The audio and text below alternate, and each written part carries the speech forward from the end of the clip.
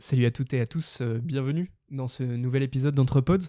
Vous le verrez, c'est un épisode hors série. Hors série pourquoi ? Parce que c'est pas du tout un épisode traditionnel où on va parler d'un sujet précis, quoique.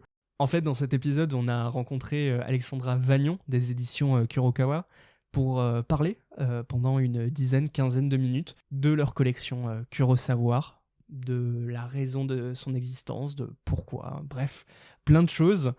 Vous le verrez, le micro est inhabituel puisque en fait, j'ai enregistré avec le micro de mon téléphone. En tout cas, merci aux éditions Kurokawa. Très bonne écoute, j'espère que ça vous plaira, que ce format de vidéo vous plaira. On se retrouve en septembre pour la reprise de Anthropods de la saison 1. D'ici là, Karna et moi, on vous souhaite de vous reposer, de profiter du soleil, s'il y en a, on espère. Et à bientôt. Et bien sûr, place au générique.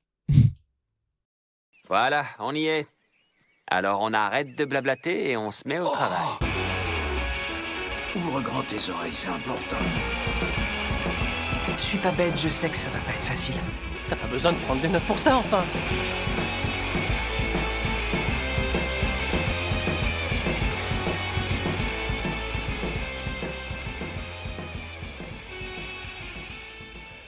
Bonjour à toutes et à tous, bienvenue dans ce nouvel épisode donc hors série, puisque cette fois-ci nous ne sommes pas avec le micro classique, vous l'entendez, mais bien avec mon téléphone tout simplement. J'espère que vous passez de belles vacances d'été, que le soleil est farniente. Je suis en compagnie d'Alexandra Vagnon. Bonjour Alexandra. Bonjour à tous, bonjour Max. Alors, Alexandra, j'ai le plaisir de te recevoir parce que tu n'es pas n'importe qui. Tu es responsable événementiel des éditions Kurokawa, coordinatrice éditoriale également des éditions Black River, donc le label comics de Kurokawa. Et aujourd'hui, nous sommes durant le festival Philosophia à Saint-Émilion. Et donc, nous sortons là d'une conférence sur comment la philosophie joue avec la pop culture. C'est ça ? Exactement, on a passé un très bon moment, une bonne heure à échanger autour de l'importance de la pop culture et de ses liens en fait avec la philo. En compagnie de Gilles Verviche, auteur de nombreux ouvrages comme Stranger Philo ou La Philo contre-attaque, donc qui parle de Star Wars. Mais aujourd'hui, ça me faisait plaisir de t'inviter dans notre podcast parce que justement, j'aimerais revenir avec toi sur la notion de pop philo et sur la collection Kurosawa de Kurokawa qui adapte les principes philo en manga, si j'ai bien compris. Oui, en fait, c'est une collection un petit peu particulière qui va se diviser en plusieurs catégories, mais il y a un axe spécifiquement qui est consacré à l'adaptation de grandes œuvres de la philosophie et donc de grands philosophes en manga. Donc on aura publié un certain nombre de titres, on a fait la critique de la raison pure de Kant, on a fait Descartes, on a fait un certain nombre de titres de ce genre. Et puis après, il y a une autre partie qui est l'adaptation de romans, de la littérature, et aussi l'adaptation de biographies de certains personnages historiques comme Cléopâtre, Marie-Antoinette ou Beethoven. Voilà, ça couvre un peu l'essentiel de ce que fait Kurosawa. Très bien, merci beaucoup Alex. Alors, vous l'avez entendu, le terme de pop philo est arrivé durant la conversation, mais qu'est-ce que ça veut dire pop philo ? Eh bien, en fait, c'est un terme qui apparaît déjà dans les années 70 avec Deleuze, Gilles Deleuze qui écrit Anti-Oedipe et qui considère que donc la philosophie doit être comme la musique, c'est-à-dire s'assimiler par la masse et aujourd'hui, on a une transformation de celle-ci, puisque dans les années 90-2000, ça prend un terme tout autre, puisque, en fait, ça reprend l'idée de sortir de la philo par la philo de Deleuze, mais plutôt en prenant des objets de la vie de tous les jours, des objets culturels, et après, on se les réapproprie et on en tire des messages. Oui, en fait, la pop culture essentiellement sert de vecteur pour en tirer des concepts philosophiques et les adapter. Le plus évident permet en fait de toucher un public assez large, que ce soit notamment par le biais du manga, mais on va aussi en retrouver dans les séries télé, on va en retrouver un peu dans les jeux vidéo, dans l'approche d'un certain nombre de grands médias qui sont en fait des vecteurs culturels et qui permettent aujourd'hui de servir de support pour décrypter et peut-être mieux comprendre ou mieux aborder en fait des concepts philosophiques qui nous paraissent peut-être un peu obscurs parce que écrits par des auteurs du XVIe, XVIIe siècle avec des pensées assez complexes ou une manière de les exprimer qui n'est pas celle d'aujourd'hui et qui du coup peut paraître au premier abord un peu rébarbative. Merci énormément. Et d'ailleurs, j'ai une petite question par rapport à ça. On voit qu'avec Kurosawa, tu le disais, ça adapte des auteurs classiques. On va avoir du Kant, du Nietzsche, il me semble qu'il y a même du John Locke, du Machiavel. Bref, c'est des auteurs quand même d'un temps assez reculé. On n'est pas du tout sur des philosophes contemporains. C'est quoi le but de la collection Kurosawa ? En fait, l'idée principale là-dedans, c'est de se dire que les images permettent d'illustrer autrement les propos de ces auteurs-là et de nous donner un aperçu un petit peu différent qui va simplifier la pensée ou du moins simplifier l'apprentissage et le suivi de l'idée qui mène au concept lui-même. Et ça nous permet tout ça de remonter et d'avoir jusqu'à la pensée de l'auteur une idée plus précise de ce qu'il veut dire et de l'avoir adapté dans nos codes d'aujourd'hui et via l'image. Ça fait un double support en fait, un support qui est plus moderne et un support qui se sert de l'image en particulier pour pouvoir redévelopper ce concept-là. Au final, c'est vraiment isoler les grands principes, si j'ai bien compris, pour en donner une sorte de porte d'entrée, c'est ça ? Oui, donner une porte d'entrée et montrer que ces principes-là sont toujours actuels aussi, surtout qu'ils sont toujours présents dans notre monde moderne et que c'est pas parce qu'ils ont été édictés ou pensés par des gens qui encore une fois, étaient du 6e ou 17e siècle, qu'ils ne sont plus d'actualité. Et justement, de les transposer dans notre monde moderne à nous, avec nos codes et nos règles actuelles, ça nous permet de les remettre au goût du jour et de se ressaisir de la pensée de ces grands auteurs pour qu'on puisse un peu mieux les appréhender.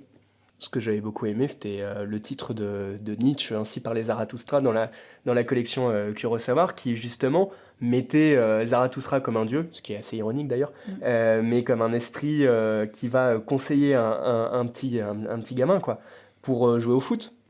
Oui, tout à fait. Et même dans Critique de la raison pure, je crois, c'est là où on a un androïde, où il faut effectivement lui faire reprendre un peu toute la philosophie de Kant, mais via un androïde, il y a un décalage temporel entre la date à laquelle cette œuvre a été écrite et aujourd'hui, notre perception avec tout ce qu'on peut avoir en intelligence artificielle, etc., qui permet en plus d'ouvrir sur des questions que eux ne pouvaient pas avoir par manque de technologie et que nous, on commence beaucoup à se poser, notamment sur l'IA en l'occurrence. Ouais. Et alors, football, IA, dans Discours de la méthode de Descartes, de souvenirs, c'est un jeune homme qui se fait conseiller par Descartes. Les protagonistes sont des adolescents. Kurosawa est tourné vers les adolescents. Est-ce que c'est important pour vous de parler justement à ces lycéens, ces collégiens ? Oui, parce que le manga, en l'occurrence, a connu une grande démocratisation. C'est 15 dernières années, peut-être 10 dernières années, ça reste ça reste des œuvres qui sont mises entre les mains de la jeunesse. C'est surtout eux qui sont les premiers consommateurs de manga. Même si nous autres, les vieux du Club Dorothée, voilà, on n'a pas oublié d'où on venait non plus, mais c'est eux. Pour toi, celle-là. Voilà, c'est eux en fait surtout qui l'ont popularisé. En vrai, c'est de là d'où ça vient et avec les animés, etc. Donc pouvoir venir apporter cette forme de culture-là et la leur transmettre sous une forme un peu différente, peut-être moins rébarbative que ce qu'ils vont voir au collège ou au lycée, pardon à tous les profs, mais quand même parfois ça peut être un peu compliqué. Je pense que c'est là où on a quelque chose qui est vraiment de l'ordre de la transmission et de la discussion et de pouvoir créer des échanges aussi sur cette perception-là d'une œuvre parce qu'on a mieux saisi le concept et que du coup on est un peu plus à même d'en parler. Très bien. Et enfin, dernière question, et qui a été un peu le cœur de notre conférence d'ailleurs. Tout à l'heure, on disait que dans la pop culture, au final, les sujets métaphysiques reviennent souvent. Que ce soit la question du jeu, la question du temps, de la réalité, de l'autre, de l'identité, etc. Alors, Gilles Vervich nous disait d'ailleurs que la métaphysique, c'est la philosophie. Mais est-ce que parler du jeu dans la collection Kurosawa, ça a un sens particulier. D'ailleurs, on a également des sujets politiques qui sont abordés, je pense notamment au Prince de Machiavel ou même d'ailleurs en adaptation roman Kafka, la métamorphose de Kafka. Est-ce qu'il y a un intérêt à choisir des sujets qui parlent du jeu justement ? Le jeu, là, tu l'entends sous quelle JE. forme? JE, Ouais, ouais, sur le mois. l'hypersignification. Ouais, Parce ouais, que pardon. j'ai eu un moment donné où... Non, pardon. Euh, alors, oui, parce que ça permet en fait de renvoyer un miroir à l'individu en fonction de sa manière d'aborder le sujet, de se remettre à l'intérieur, justement, en étant réintégré au sein d'une œuvre et du coup en s'appropriant les échanges, en se plaçant du point de vue, alors en l'occurrence on parlait du fait qu'il y avait des jeunes, mais du coup en se plaçant de ce point de vue-là. Le fait d'aborder de la politique, ça permet aussi aux jeunes d'avoir une porte, enfin aux jeunes et aux moins jeunes de tous les cas de figure, mais d'aller ouvrir un intérêt sur dépasser ce jeu pour aller au-delà vers la société, vers le nous. Et je pense que ça permet de suivre un cheminement qui est aussi celui du passage à l'adulte, de grandir et de s'intégrer dans la société, donc de passer du jeu au nous. Et d'avoir du coup une vision un peu moins étriquée, un peu moins autocentrée, comme on peut l'avoir à l'adolescence. Enfin, après tout, c'est la base, c'est le moment de la logique. construction, Ouais, bien c'est sûr. le moment de la construction personnelle. Et après, d'avoir cette ouverture d'esprit sur le reste. Et je pense que c'est en ça que c'est intéressant d'avoir un peu chaque manga à différentes étapes, en réalité. J'ajouterais juste une chose, c'est qu'il faut savoir que ces mangas-là donc, ont été réalisés par des auteurs japonais, donc en utilisant les œuvres qu'on a citées. On a du Schopenhauer, on a du Nietzsche, on a tout ça. C'est eux qui les ont choisis, c'est eux qui les ont adaptés. Donc en plus de ça, il faut voir qu'il y a un prisme aussi qui vient de la culture japonaise, qui peut être intéressant, qui n'est pas forcément perceptible dans tout, mais qui nous permet aussi d'avoir un autre biais et dans le choix des thèmes abordés, puisqu'évidemment, toute une œuvre ne peut pas être résumée sur Bien un seul évidemment. manga, on est bien d'accord. Donc ça, c'est intéressant. Et j'ajouterais pour finir qu'il y a un truc qui est quand même très amusant, c'est que la culture française, au sens assez large du terme, semble beaucoup plaire aux auteurs de mangas japonais, en l'occurrence. Quand on voit que nous, par exemple, on a un manga qui s'appelle Arsène Lupin, qui est en 10 tomes, qui est une adaptation de Maurice Leblanc, que l'auteur japonais, Morita, en l'occurrence, lui, est tellement fan qu'il est membre du club des amis d'Arsène Lupin, ce qui est quand même Ce qui est parfaitement... génial, Ouais, voilà, bien c'est sûr. quand même parfaitement improbable. On a Descartes qui est adapté. Donc en plus, il y a un peu ce lien aussi entre culture française et culture japonaise, parce que la France fascine quand même un peu le Japon, et vice-versa d'ailleurs. Bien sûr. Et donc je pense que tout ça, c'est important de le signaler, que ça fait vraiment, j'allais dire, écho. C'est quelque chose de très... qui se mélange relativement bien, et qui du coup a vraiment un intérêt pour tout le monde, en fait, D'accord. au-delà de la philo. Très bien. Bah, merci beaucoup. Pour terminer ce podcast qui, je l'espère, vous a plu, Alexandra Vagnon, est-ce que tu as une recommandation pop culture? Alors, manga de préférence, mais ça peut être autre chose, que ce soit de la musique, des séries, des jeux vidéo, enfin bref, ce que tu veux, qui parlerait parfaitement de philosophie selon toi?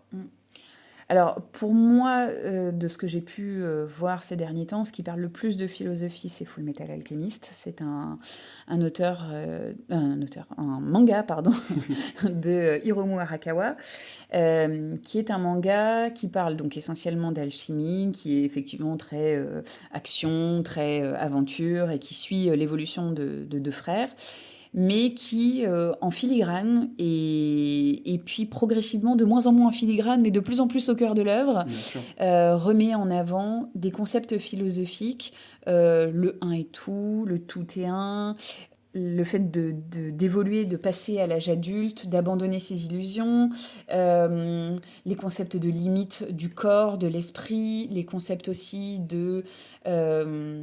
jusqu'où peut-on aller, enfin, jusqu'où se sent-on capable d'aller quand on a un objectif à atteindre, les liens aussi indéfectibles entre les deux frères en l'occurrence, mais aussi entre tous les autres personnages auxquels ils sont liés.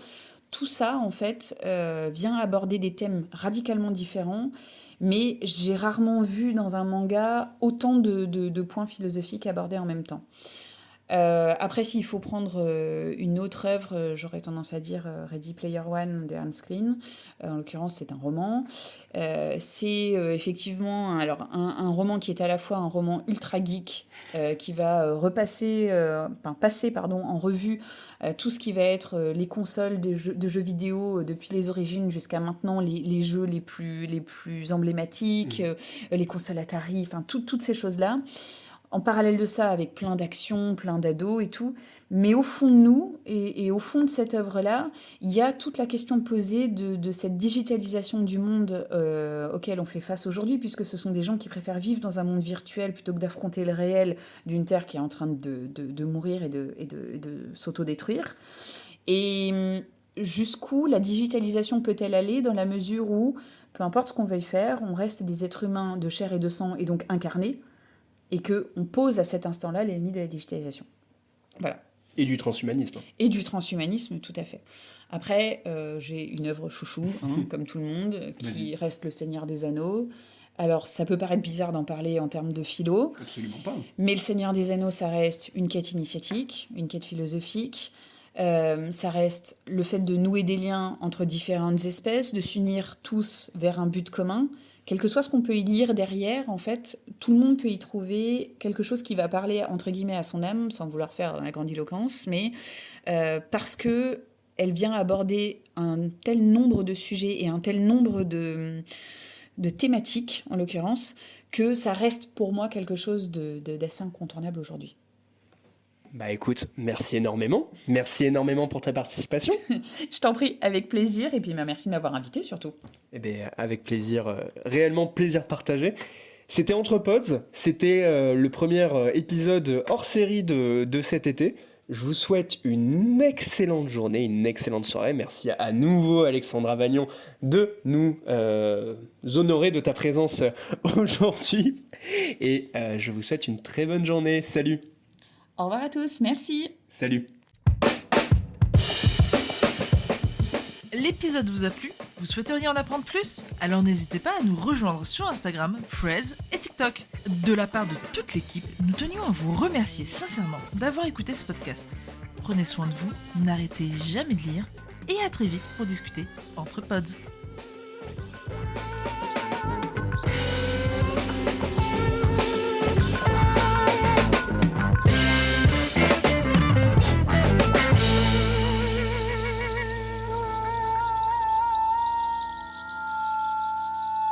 Thank you.